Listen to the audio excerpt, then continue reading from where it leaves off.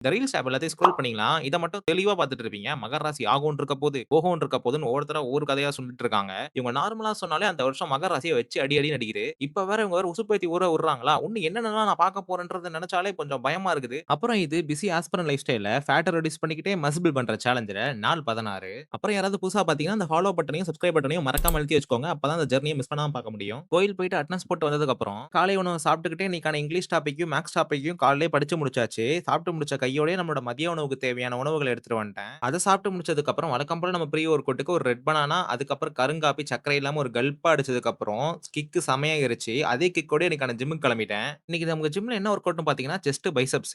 வழக்கம் போல செஸ்ட்ல 4 வேரியேஷன் நல்லா ஹெவியா அடிச்சு செஸ்ட்ட பம்ப் ஆக்கிட்டு, அதுக்கப்புறம் பைசெப்ஸ்க்கு 3 வேரியேஷன் வச்சு தள்ளுறது தான் இன்னைக்கான பிளானு. ஸ்டார்ட்டிங்கே இன்க்ளைன ஸ்மித் மிஷின்ல வச்சு நல்லா ஹெவியா ஸ்டார்ட் பண்ணியாச்சு. அதுல 3 செட் ஹெவியா அடிச்சதுக்கு அப்புறம், அதிலேயே ஃபிளாட்டையும் நல்லா போட்டு ஹெவியா அடி அடின்னு அடிச்சாச்சு. அதுக்கப்புறம் எல்லாமே ஃப்ளைஸ் மூவ்மெண்ட் தான். பெக் ஃப்ளைல ஒரு 3 செட், ஹை டூ லோல ஒரு 3 செட்ன்னு போட்டு ஹெவியா அடிச்சதுக்கு அப்புறம், செஸ்ட் ஒர்க் அவுட் அதோட முடிச்சாச்சு. அதுக்கப்புறம் பைசெப்ஸ் தான். வழக்கம் போல பைசெப்ஸ்க்கு வந்து பார்த்தீங்கன்னா, இன்க்ளைன் கர்ல்ஸ், அதுக்கப்புறம் ப்ரீச்சர் கர்ல்ஸ், அதுக்கப்புறம் ஹேமர் கர்ல்ஸ்ன்ட்டு வேரியேஷன போட்டுட்டு இன்னைக்கான ஒர்க் அவுட்ட முடிச்சுட்டேன். அதுக்கப்புறம் ஆப்ஸ்க்கு 2 வேரியேஷன், கார்டியோக்கு மேல்சாயினுடைய ஒரு 10 நிமிஷம் நடந்துட்டு வீட்டுக்கு வந்தாச்சு.